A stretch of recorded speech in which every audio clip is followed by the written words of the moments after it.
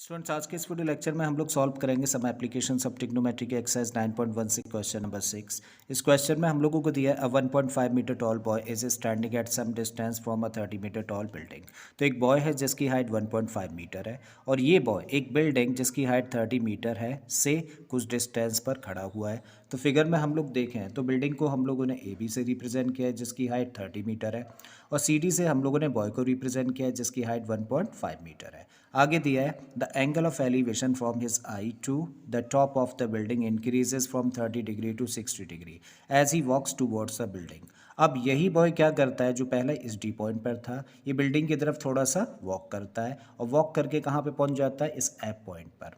तो जब इस पॉइंट से इस पॉइंट तक वॉक करता है तो उसकी आई पर जो एंगल ऑफ एलिवेशन होता है बिल्डिंग के टॉप का, वो 30 डिग्री से बढ़कर 60 डिग्री हो जाता है। Then find the distance he walk towards the building. तो बताइए उसने कितनी डिस्टेंस बिल्डिंग की तरफ वॉक करी है, मीन्स वो कितना डिस्टेंस बिल्डिंग की तरफ चला है। ठीक है, तो हमें क्या निकालना है, डी एफ की लेंथ निकालनी है और डी एफ की लेंथ ही किसके इक्वल है, सी ई के इक्वल है। अब जब हम लोगों को सी ई निकालना है तो ऐसे क्वेश्चंस में हम लोग देखते हैं कि राइट ट्राइंगल्स कहाँ हैं। तो यहाँ पे हम लोग देखें तो दो राइट ट्राइंगल्स बन रहे हैं, एक तो ए जी ई और दूसरा ए जी ई सी। ठीक है, तो ये दो राइट ट्राइंगल्स हैं। अब इन दो राइट ट्राइंगल्स का यूज़ करके हम लोगों को सी ई की लेंथ निकालनी है। वो कैसे निकाल सकते हैं हम लोग, वो देखिए ऐसे, इस ट्राइंगल को हम लोग कंसीडर करें और इस ट्राइंगल का यूज़ करके हम लोग ई जी की लेंथ निकालते हैं।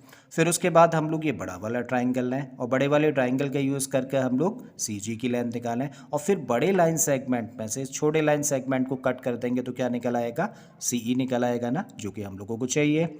अब अगेन एक और क्वेश्चन आता है, जब भी कभी ऐसे क्वेश्चंस हो जहाँ पे दो राइट ट्राइंगल्स बनते हों तो हम लोग देखते हैं कि कॉमन साइड कौन सी है। तो कॉमन साइड हम लोग देखें तो ए जी है ना, इसका मतलब सबसे पहले तो इस कॉमन साइड की लेंथ हम लोग निकालें, जो कि अभी तक हम लोगों के पास नहीं है।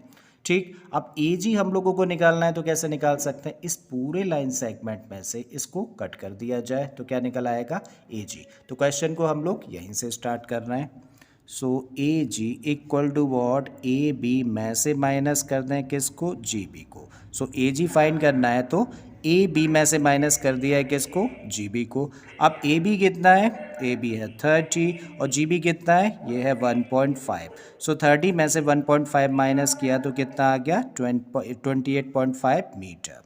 अब हम लोगों के पास में ये लेंथ है कितना, 28.5 मीटर। आ जाते हैं इस छोटे वाले राइट ट्राइंगल में। ठीक, so in right triangle which one, A G E. अब ये साइड हम लोग जानते हैं, ये साइड हम लोगों को निकालनी है तो कौन सा ट्रिग्नोमेट्रिक रेशियो लगा सकते हैं, 10 लगा सकते हैं, लगा देते हैं। तो यहाँ पे एंगल कितना है, 60 डिग्री। तो 10 60 degree equal to perpendicular means A G upon base, base का मतलब ई जी या जी ई लिख सकते हैं। अब देखो 10 60 की वैल्यू होती है √3। सो दिस इक्वल टू ए जी कितना है, 28.5 है और ई जी हम लोगों को फाइंड करना है।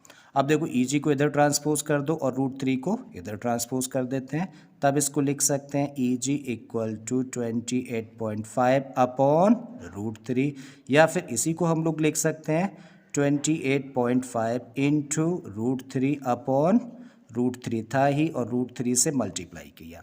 तो क्या किया हम लोगों ने, क्योंकि डिनोमिनेटर √3 था ना, एक इरेशनल नंबर है तो हम लोगों ने डिनोमिनेटर को रैशनलाइज कर दिया।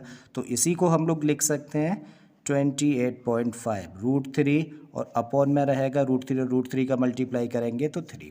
अब 3 से इसको कैंसिल कर दीजिए, 3 9 जा 27, 9.5। सो कितना निकल के आ गया, 9.5 √3 मीटर। ये किसकी लेंथ निकाली हम लोगों ने, ई जी की लेंथ निकाली। अब आ जाते हैं इस बड़े राइट ट्राइंगल में। सो कौन सा, in right triangle which one, A G C. अब ए जी सी ट्राइंगल में भी हम लोग देखें तो ये साइड तो हम लोगों के पास में है और हम लोगों को ये साइड निकालनी है। तो अगेन यहाँ भी क्या लगा सकते हैं, 10 लगाया जा सकता है। एंगल क्या है यहाँ पर, 30 डिग्री। सो ये हो गया 10 30 डिग्री इक्वल टू परपेंडिकुलर का मतलब ए जी अपॉन बेस का मतलब जी सी या सी जी कह सकते हैं।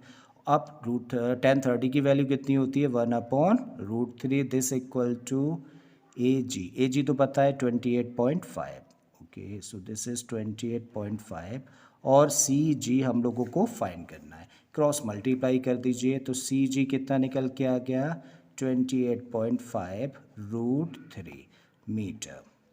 बट हम लोगों को फाइनली क्या चाहिए, अब देखो हम लोगों के पास तो ये भी लेंथ है और ये भी लेंथ है, जबकि हम लोगों को निकालना है डी एफ लेंथ जो कि किसके इक्वल है, सी ई के इक्वल है। ठीक है, तो कैसे निकालें, पूरे लाइन सेगमेंट में से इसको माइनस कर दीजिए। तो लिखते हैं therefore D F equal to किसके इक्वल होगा, सी ई के, और ये निकलेगा कैसे, सी जी में से माइनस कर दिया जाए किसको, ई जी को। अब सी जी ऑलरेडी फाइंड किया है, C G is what 28.5 root 3, so 28.5 root 3 में से माइनस कर दें ई जी कितना है 9.5 रूट 3, सो 9.5 रूट 3 तो कितना निकल के आ गया 19 रूट 3 मीटर, और यही आंसर है। Therefore the distance Therefore, the distance walked by the boy towards the building is 19 root 3 metre, और यही आंसर है। आई होप स्टूडेंट्स क्वेश्चन आपको समझ आ गया होगा। अगर ऐसा है तो प्लीज़ वीडियो को लाइक कर दें, चैनल को सब्सक्राइब कर लो, और बाकी के क्वेश्चंस के लिए आप मेरी प्लेलिस्ट में चले जाइए। इस तरह के बहुत सारे क्वेश्चंस मैंने ऑलरेडी अपलोड किए हैं। फिर से आता हूँ एक नए क्वेश्चन, एक नए कॉन्सेप्ट के साथ में। Till then keep learning and thank you for watching this video.